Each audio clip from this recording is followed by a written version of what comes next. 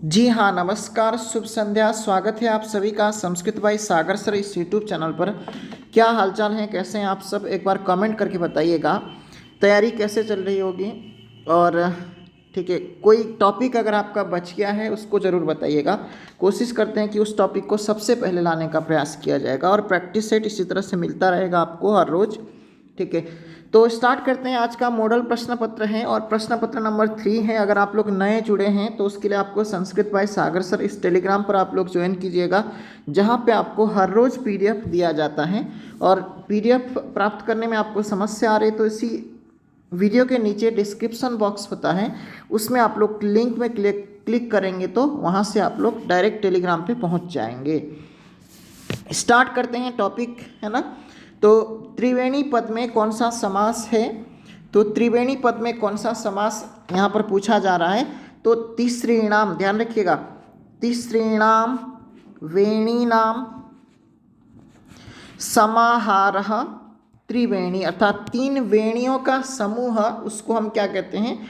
त्रिवेणी कहते हैं। तो यहाँ पर द्विगु समास होगा, डी इसका राइट आंसर हो जाएगा आपका। नेक्स्ट सवाल की तरफ पढ़ते हैं। अगले सवाल को देखिएगा। अकर्मक तथा सकर्मक का संबंध है। सकर्मक और अकर्मक का संबंध आपसे पूछा जा रहा है। तो सकर्मक और अकर्मक क्रिया होते हैं, ठीक है ना, ध्यान रखिएगा। और सर्वनाम शब्द सभी के लिए प्रयुक्त नाम होने के कारण से इसको सर्वनाम कहा है। और विशेषण और विशेष्य इन दोनों में समान विभक्तियां रहती हैं, इसको भी ध्यान रखिएगा। क्रिया से सकर्मक और अकर्मक का संबंध है। इसी प्रकार से लकार का संबंध आपसे पूछा जाए तो लकार का संबंध भी क्रिया से है। गण का संबंध आपसे पूछा जाए, इसका भी संबंध जो है क्रियापद से ही है, ध्यान रखिएगा इस बात को। सी यहाँ पर इसका राइट आंसर हो जाएगा। नेक्स्ट सवाल की तरफ बढ़ते हैं। सप्तविंशति शब्द का अर्थ क्या होगा? यानी सप्तविंशति इसको क्या कहा जाएगा? ये किसका बोधक है? 17 का, 17 को हम सप्तदश कहते हैं, ध्यान रखिएगा। क्या? सप्तदश।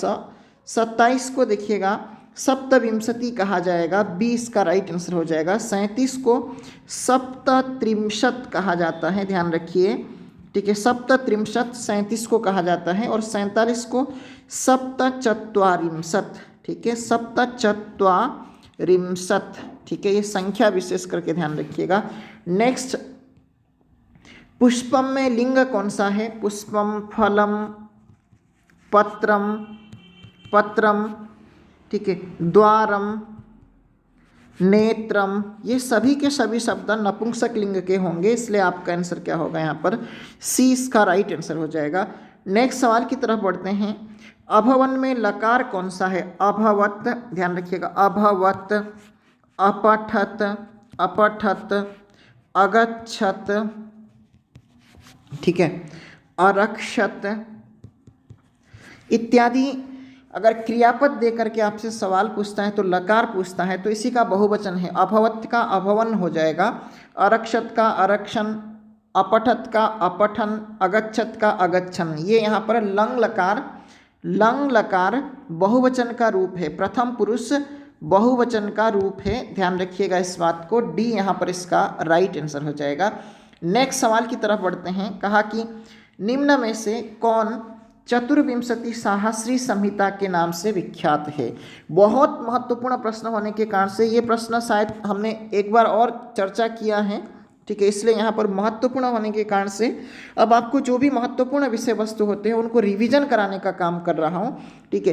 ये यहाँ पर रामायण के लिए कहा जाता है, ये इसका राइट आंसर हो जाएगा। चतुर्विंशति साहस्री संहिता हम रामायण को कहते हैं। महाभारत की बात करें तो इसको शतसाहस्री संहिता, शतसाहस्री संहिता के नाम से हम इसको क्या, ठीक है, महाभारत को मानते हैं। और महाभारत का ही दूसरा नाम जय काव्य भी है, ठीक है, जय काव्यम या फिर भारत काव्यम भी इसको कहा जाता है, ध्यान रखिएगा। महाभारत के इतने सारे नाम हैं, ठीक है, ठीक, ध्यान रखिएगा। बृहदारण्य को उपनिषद की बात करें तो ये सबसे बड़ा उपनिषद माना जाता है, सबसे बड़ा उपनिषद के रूप में हम देखते हैं।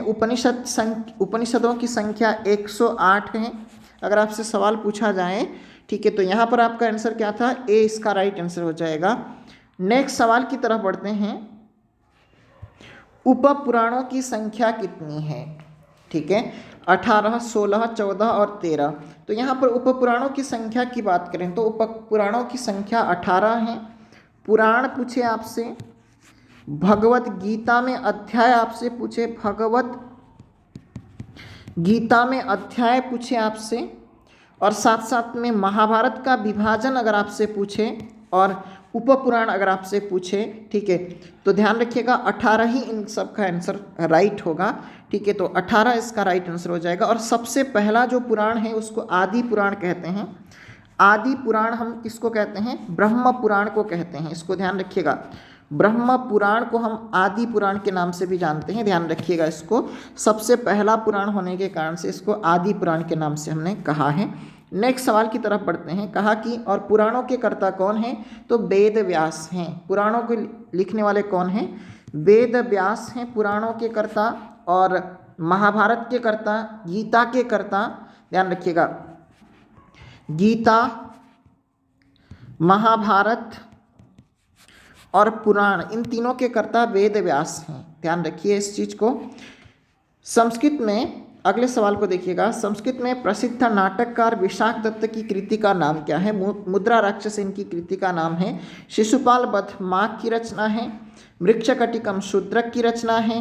हितोपदेश नारायण पंडित की रचना है। ध्यान रखिए, ठीक है। और यहाँ पर विशाख दत्त की कृति का नाम क्या है? मुद्रा राक्षस। ये नाटक इसलिए महत्वपूर्ण है क्योंकि यहाँ पर नायिका नहीं है। नायिका रहित नाटक कौन सा है, ये भी आपसे सवाल पूछा जा सकता है। और कौन सा ऐसा नाटक है जो मौर्यकालीन समाज का चित्रण करता है? मौर्यकालीन समाज का चित्रण करता है। इन सभी परिप्रेक्ष्य से ये रचना बहुत महत्वपूर्ण होने के कारण से इसको फिर से यहाँ पर आपके समक्ष उपस्थापन किया गया है। नेक्स्ट देखिएगा, संस्कृत साहित्य में किस कवि की रचना को विद्वत औषधम कहा गया है? यानी कौन से ऐसे कवि हैं जिनकी रचना को हम विद्वत औषधम कहते हैं? तो ये श्रीहर्ष हैं। ठीक है, श्रीहर्ष की रचना का नाम क्या है? नैषधीय चरितम।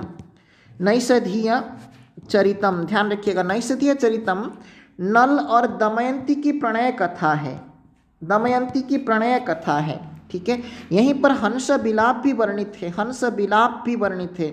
ठीक है, हंस विलाप भी वर्णित है, इसको भी ध्यान रखिएगा आप लोग। ठीक है, तो यहाँ पर डी इसका राइट आंसर होगा। भारवी ने किरातार्जुनीयम लिखा है। भास के 13 नाटक हैं। कालिदास के 7 रचनाएं हैं। ठीक है, और अगले सवाल की तरफ बढ़ रहे हैं। कहा कि संस्कृत क्रियापदों को बांटा गया है।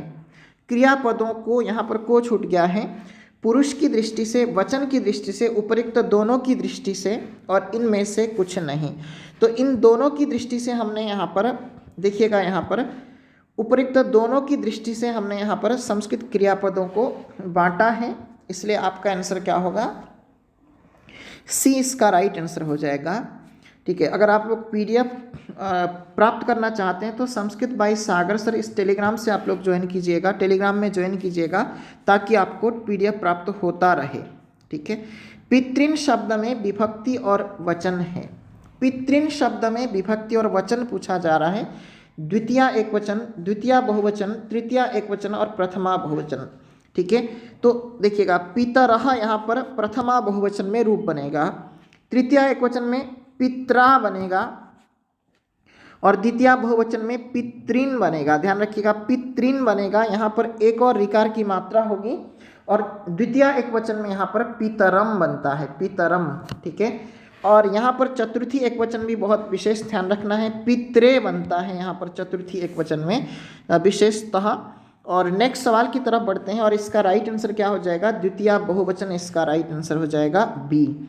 नेक्स्ट सवाल की तरफ बढ़ते हैं। अगले सवाल को देखिएगा। कहा कि कौआ को संस्कृत में कहते हैं चटकः, चटक हम चिड़िया को कहते हैं, बक हम बगुले को कहते हैं, ये एक बार पूछा जा चुका है शायद बगुले को, और कपोतः हम कबूतर को बोलते हैं, कबूतर। ठीक है ना, कबूतर, गाना सुना होगा ना, आ कबूतर आ, है ना, इस प्रकार का। ये जो कौवे को हम काकः कहते हैं। ठीक है, डी इसका राइट आंसर हो जाएगा। नेक्स्ट सवाल की तरफ बढ़ते हैं। मंगलाचरण के प्रकारों में कौन सा एक नहीं है? मंगलाचरण की बात करें तो मंगलाचरण 3 प्रकार के होते हैं। ठीक है, संस्कृत काव्यों में मंगलाचरण का मतलब ये होता है कि आरंभ में देवता की स्तुति करना। ग्रंथकार की एक परंपरा रही है ग्रंथ लिखने से पहले किसी भी किताब को लिखने से पहले वो किसी न किसी देवताओं की आराधना करेगा। ठीक है, वो 3 प्रकार के होते हैं, वस्तु निर्देशात्मक, आशीर्वादात्मक और नमस्कारात्मक। ये उपासनात्मक मंगलाचरण नहीं होता है, इसलिए आपका आंसर क्या हो जाएगा, डी यहाँ पर राइट आंसर होगा। रावणम अभिक्रुध्यति रामः, यहाँ रेखांकित पद में कर्म संज्ञा किस सूत्र से हुई है, रेखांकित ये है रावणम। ठीक है, रावणम में जो द्वितीया हुई है वो किस सूत्र के कारण से हुआ है आपको बताना है, जबकि आपको पता है कि क्रुध्यति, द्रुह्यति, ईर्ष्यति, असूयति, अगर इन प्रकार के इन धातुओं का प्रयोग हो, ठीक है, तो वहां पर चतुर्थी विभक्ति का प्रयोग होता है। लेकिन ध्यान रखिएगा, क्रुध द्रुह रूपसृष्टयो कर्म, ये सूत्र कहता है कि क्रुध धातु से पहले और द्रुह धातु से पहले, ध्यान रखिएगा, यहाँ पर कोई भी उपसर्ग जुड़ा हो तो यहाँ पर चतुर्थी विभक्ति न होकर के, चतुर्थी न होकर के द्वितीया विभक्ति होगी। और सूत्र कौन सा है, क्रुध द्रुहो रूपसृष्टयो कर्म, कहा कि इसकी कर्म संज्ञा होगी। कर्म संज्ञा होने का मतलब यही है कि द्वितीया विभक्ति में इसका प्रयोग किया जाए, है ना, तो इसलिए डी इसका राइट आंसर हो जाएगा। ठीक है, और कर्म की बात करें तो कर्ता जिसे सबसे अधिक चाहता है उसकी कर्म संज्ञा होती है। अधि सिंहस्थासाम कर्म, अधि और ठीक है, अधि उपसर्ग पूर्वक सिंह, स्था और आस धातु के आधार की कर्म संज्ञा होती है। उप, अनु, अधि, आंग, इन उपसर्गों से, ठीक है, उपसर्गों के बाद में वस धातु रहे तो उसकी भी आधार की कर्म संज्ञा होती है। यहाँ पर इन तीनों सूत्रों का मतलब ये हुआ और आपका आंसर यहाँ पर डी हो जाएगा राइट। अगले सवाल को देखिएगा, माहेश्वर सूत्रों में निम्न में से कौन सा वर्ण सूत्रांत में 2 बार प्रयोग हुआ है। माहेश्वर सूत्र में कौन सा ऐसा वर्ण है जो सूत्र के अंत में 2 बार प्रयोग हुआ है, ल, च, श और ण। ठीक है, तो आपने अई उण में भी देखा होगा, सबसे पहला सूत्र है ये ण। और इसी प्रकार से एक और चीज आपने देखा होगा कि लण सूत्र जो छठा सूत्र है, यहाँ पर भी ण देखा है, तो सूत्रांत में पूछा है, तो इसलिए आपका आंसर यहाँ पर क्या हो जाएगा, डी यहाँ पर इसका राइट आंसर हो जाएगा, क्योंकि ण को हम 2 बार देखते हैं माहेश्वर सूत्र में। अभिमारकम नाटक के प्रणेता कौन है, आपसे सवाल पूछा जा रहा है। अभिमारकम कालिदास की 7 रचनाएं हैं, 2 महाकाव्य, 2 खंड काव्य और 3 नाटक। श्री हर्ष की बात करें तो नैषधीय चरितम बहुत प्रसिद्ध इनकी रचना है। भास के 13 नाटकों में ये अभिमारकम भी एक नाटक है, इसलिए आपका आंसर यहाँ पर सी हो जाएगा राइट। और शूद्रक की बात करें तो यहाँ पर शूद्रक की रचना का नाम क्या है, तो मृक्षकटिकम। मृक्षकटिकम, ध्यान रखिएगा, मृक्षकटिकम एक प्रकरण ग्रंथ है, प्रकरण ग्रंथ है, ध्यान रखिएगा। किस प्रकार का ग्रंथ है, तो प्रकरण ग्रंथ है, और इसका राइट आंसर सी होगा अभिमारकम। ये एक बार पूछा गया है, PYQ भी मिक्स किया हूँ आज के सवाल में। युष्मत शब्द का पंचमी एक वचन होगा, युष्मत शब्द, ध्यान रखिएगा। त्वम, युवाम, यूयम जो रूप चलाते हैं उसमें, इसमें विशेष करके आपको ध्यान रखिएगा द्वितीया, चतुर्थी और षष्ठी में वैकल्पिक रूप बनते हैं, इनको विशेष ध्यान दीजिएगा पहले तो। ठीक है, त्वत युवाभ्याम युष्मत रूप बनता है, तो यहाँ पर त्वत जो है ये पंचमी एक वचन में बनेगा, इसलिए आपका आंसर यहाँ पर त्वत होगा। और तव बनता है षष्ठी एक वचन में, और त्वात और युष्मत यहाँ पर रूप नहीं बनता है। ठीक है, और युष्मत बनता है पंचमी बहुवचन में बनता है, इसको भी नोट करेंगे। नेक्स्ट सवाल की तरफ बढ़ते हैं। श्रुति में प्रकृति प्रत्यय क्या है, आपसे सवाल है। श्रुति में प्रकृति प्रत्यय क्या है, श्रु शानच, ठीक है, श्रु क्षत्री, सात्री हो गया ये, श्रुक्तिन और श्रुक्त। देखिएगा, श्रुतः अगर होता तो यहाँ पर त प्रत्यय होता है ना, लेकिन त प्रत्यय यहाँ पर है नहीं। देखिएगा, श्रुति ही में 3 प्रत्यय का प्रयोग किया गया है, ठीक है ना। 3 प्रत्यय का प्रयोग हम स्त्रीलिंग में, ठीक है, भाववाचक संज्ञा बनाने के लिए हम करते हैं, जैसे भक्ति, शक्ति, श्रुति, शांति। इन सभी शब्दों में अगर आपसे प्रत्यय पूछा जाए तो 3 प्रत्यय होगा, यहाँ पर ध्यान रखेंगे। नेक्स्ट सवाल की तरफ बढ़ते हैं। फिर से ये मिस्टेक हुआ है, ठीक है, ये गलती से यहाँ पर दोबारा सवाल आया है।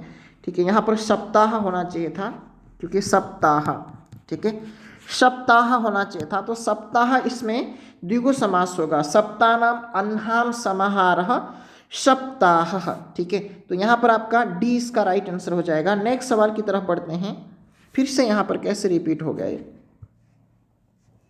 यहाँ पर अभवन नहीं था, ठीक है, यहाँ पर पाश्यति रखा हुआ था। ये पाश्यति जो है ना, ठीक है, शायद टाइपिंग मिस्टेक हो सकता है ये, ठीक है। यहाँ पर लिट ये ऑप्शन था, तो पाश्यति ये करेक्शन नहीं हो पाया होगा, ठीक है। पाश्यति में लकार आपसे पूछा जा रहा है, तो यहाँ लिट लकार होगा पाश्यति में, क्या, लिट लकार। और लिट लकार का प्रयोग हम भविष्यत काल के अर्थ में करते हैं, इसको भी नोट करेंगे अच्छे से। अगले सवाल की तरफ बढ़ते हैं। कहा कि तिस्रः गतयो भवन्ति वित्तस्य, तीन गतियाँ होती हैं, धन की तीन गतियाँ होती है। सूक्ति के अनुसार धन की कितनी गतियाँ होती है? तिस्रः गतयः भवन्ति वित्तस्य, ये सूक्ति है। ये सूक्ति कई बार पूछ सकता है कहाँ से लिया गया है, तो नीति शतक से लिया गया है। और नीति शतक के रचयिता कौन है?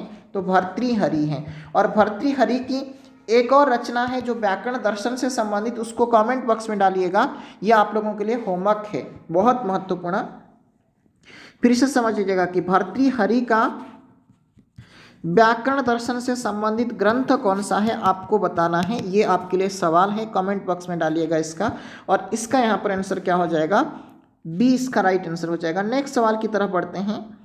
कहा कि देखिएगा, कक्षा शिक्षण में सबसे आवश्यक शिक्षण सामग्री कौन सी है, आपसे सवाल पूछा जा रहा है। कक्षा शिक्षण में सबसे आवश्यक शिक्षण सामग्री कौन सी है? ठीक है, कक्षा शिक्षण की बात करें तो यहाँ पर श्यामपट्ट अर्थात ब्लैक बोर्ड बहुत महत्वपूर्ण सामग्री है, रेडियो, चार्ट और ग्रामोफोन की अपेक्षा। और श्यामपट्ट दृश्य साधन के अंतर्गत रखते हैं, रेडियो को हम श्रव्य के अंतर्गत रखते हैं, चार्ट को हम दृश्य के अंतर्गत रखते हैं, और ग्रामोफोन को भी हम श्रव्य के अंतर्गत रखते हैं। और आपका आंसर यहाँ पर क्या हो जाएगा? सी इसका राइट आंसर हो जाएगा। नेक्स्ट सवाल की तरफ बढ़ते हैं। कहा कि भूतबली पद में कौन सा समास है? भूतबली, ये सवाल बहुत महत्वपूर्ण है, बहुत ही महत्वपूर्ण सवाल। भूतेभ्यो बलि, बलि ही यानी भूतों के लिए बलि। यहाँ भूत से तात्पर्य वो डराने वाला नहीं, पंच महाभूत जिसको हम बोलते हैं कि, ठीक है, तो उसको यहाँ पर भूत के लिए बलि देना, ठीक है। पंच महाभूत को हम यहाँ पर, ठीक है, भूत शब्द से यहाँ पर बताया गया है। और इसमें चतुर्थी तत्पुरुष समास है, और चतुर्थी तत्पुरुष समास का प्रयोग हम चतुर्थी तदर्थार्थ बलि हित सुख रक्षित, यदि किसी पद के अंत में, ठीक है, ये बलि हित सुख और रक्षित पद दिखाई पड़े तो वहाँ समास अगर आपसे सवाल पूछता है तो समास यहाँ पर चतुर्थी तत्पुरुष होगा। अगले सवाल की ओर बढ़ते हैं। कहा कि सबसे प्राचीन वेद कौन सा है? तो सबसे प्राचीन वेद की बात करें तो सबसे प्रथम वेद कौन सा है आपसे पूछे, सबसे प्राचीन वेद पूछे, ठीक है, तो इन दोनों का जवाब एक ही होगा, ए इसका राइट आंसर हो जाएगा, ऋग्वेद। वेद की बात करें तो वेद का अर्थ होता है ज्ञान, ठीक है, वेद की संख्या 4 है, ठीक है, और ऋग्वेद, यजुर्वेद, सामवेद और अथर्ववेद। और सबसे नया वेद कौन सा है अर्थात अर्वाचीन वेद कौन सा है, अगर आपसे सवाल पूछे तो यहाँ पर अथर्ववेद हो जाएगा राइट, ठीक है। और अगले सवाल की तरफ बढ़ते हैं। अष्टाविंशति शब्द का अर्थ होता है अष्टाविंशति, ठीक है, अष्टाविंशति इसका मतलब होता है यहाँ पर 28, इसका मतलब होता है अष्टादश, का मतलब होता है 18, 38 का मतलब अष्टात्रिंशत, अष्टत्रिंशत आप यूँ समझ लीजिएगा, अष्टात्रिंशत। और 48 की बात करें तो अष्टचत्वारिंशत, अष्टचत्वारिंशत यहाँ पर इसका मतलब हो जाएगा 48 का। नेक्स्ट सवाल की तरफ बढ़ते हैं। कहा कि पावकः शब्द का संधि विच्छेद होता है। पावकः, पौधन अकः, ठीक है, पौधन अकः यहाँ पर होगा, ठीक है। और देखिएगा पौ में क्या है, औ है, औ के स्थान पर आपने क्या किया है, आव किया है, तो इसलिए प आव और अकः होकर के पावकः शब्द बनता है, इसलिए आपका आंसर यहाँ पर सी हो जाएगा राइट। और इस संधि का नाम क्या है, पावकः यहाँ पर, ठीक है, अयादि संधि है और इसका सूत्र है एचो यवा यावह, ये अयादि संधि से रिलेटेड सूत्र हैं। आपका आंसर यहाँ पर सी होगा। और जैसे हरये, विष्णवे, नायकः और पावकः इस संधि के बहुत ही महत्वपूर्ण उदाहरण हैं, ये ध्यान रखिएगा। नेक्स्ट सवाल की तरफ बढ़ते हैं। जगदीशः में किस सूत्र से संधि हुई है, आपको बताना है। तोरली, मोनुस्वारः, खरीच, झलाम जसवंते। सबसे पहली बात ध्यान रखिएगा, वर्ग यहाँ पर देखिएगा तीसरा वर्ण परिवर्तन हुआ है, इसका मतलब जस्तो संधि है ना। जस्तो संधि का सूत्र कौन सा है यहाँ पर, डी, झलाम जसवंते, है ना। तो यहाँ पर देखिएगा, इसका अगर विच्छेद आपसे पूछे तो जगत धन ईशः, जगदीशः, त को द हो गया और ये झलाम जसवंते इस सूत्र के द्वारा हुआ है। ठीक है, नेक्स्ट सवाल की तरफ बढ़ते हैं। 28वें सवाल को देखिएगा।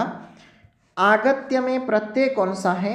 आगत्य में आगत्य, ठीक है, इसी प्रकार से प्रदाय, आदाय, संगृह्य, संगृह्य, ठीक है, उपसर्ग पहले रहे, ठीक है, और बाद में आपको धातु दिखाई पड़े, धातु ध्यान रखिएगा, तो ऐसे में यहाँ पर ल्यप प्रत्यय का प्रयोग हुआ है। ठीक है, और ल्यप प्रत्यय का प्रयोग हम किस अर्थ में करते हैं, करके, खा करके, जा करके, है ना। और ल्यप प्रत्यय का प्रयोग किस प्रत्यय के स्थान पर होता है, तो त्वा प्रत्यय के स्थान पर हम ल्यप प्रत्यय का प्रयोग करते हैं, लेकिन कब, जब धातु से पहले उपसर्ग रहे तभी। ठीक है, तो यहाँ आ क्या है, उपसर्ग है, और धातु क्या है, गम धातु है, इसलिए यहाँ पर त्वा के स्थान पर ल्यप प्रत्यय का प्रयोग हुआ है। ठीक, तो सी यहाँ पर इसका राइट आंसर होगा। नेक्स्ट सवाल की तरफ बढ़ते हैं। कहा कि अधिकरण कारक में कौन सी विभक्ति होती है। अधिकरण कारक में यहाँ पर विभक्ति आपसे पूछा जा रहा है, तो यहाँ पर सप्तमी विभक्ति होती है। आपको ये भी पता है कि आधार की क्या होती है, आधार की अधिकरण संज्ञा होती है और अधिकरण में सप्तमी विभक्ति का प्रयोग करते हैं। इसी प्रकार से देखिएगा, कर्ता कारक में प्रथमा विभक्ति होगी, और ठीक है, अपादान में कौन सी विभक्ति होगी, पंचमी विभक्ति होगी, और करण कारक में तृतीया विभक्ति होगी, संप्रदान में चतुर्थी विभक्ति होगी। ठीक है, और साथ साथ में कर्म में द्वितीया विभक्ति होगी, इसको भी ध्यान रखिएगा। ठीक है, और यहाँ पर इसका आंसर डी हो जाएगा, राइट। नेक्स्ट सवाल की तरफ बढ़ते हैं। कहा कि इक्ष्वाकु वंशी राजाओं का निरूपण प्राप्त होता है। इक्ष्वाकु वंशी ध्यान रखिएगा, तो राम जो है इक्ष्वाकु वंश से थे, इसलिए राम के चरित्र का वर्णन रघुवंशम में है। 10 कुमार चरितम की बात करें तो 10 कुमारों के चरित्र का वर्णन है यहाँ पर। ठीक है, मेघदूत में यक्ष और यक्षिणी की प्रणय कथा को दर्शाया गया है। ठीक है ना, और कादम्बरी में, ठीक है, यहाँ पर हम बात करें तो, ठीक है, कादम्बरी में कादम्बरी और चंद्रापीठ की कहानी को दर्शाया गया है। ठीक है, चंद्रापीठ की कहानी को दर्शाया गया है, ध्यान रखिएगा इस चीज़ को। और यहाँ पर बी इसका राइट आंसर हो जाएगा। और पीडीएफ की आप लोगों को समस्या आ रही हो तो पीडीएफ के लिए संस्कृत बाई सागर सर इस नाम से टेलीग्राम है, वहाँ पर ज्वाइन कीजिएगा। हर रोज़ पीडीएफ वहाँ पर दिया जा रहा है। ठीक है, और अगर आप लोगों को क्लास कैसी लगी, किसी प्रकार की कोई समस्या अगर आ रही हो तो उसको ज़रूर बताइएगा। धन्यवाद, आज के लिए इतना ही, अभी फ़िलहाल इतना ही, और अगली क्लास में फिर से मुलाकात होगी। तब तक के लिए स्वस्थ रहिए, सुरक्षित रहिए। Bye bye, Tata.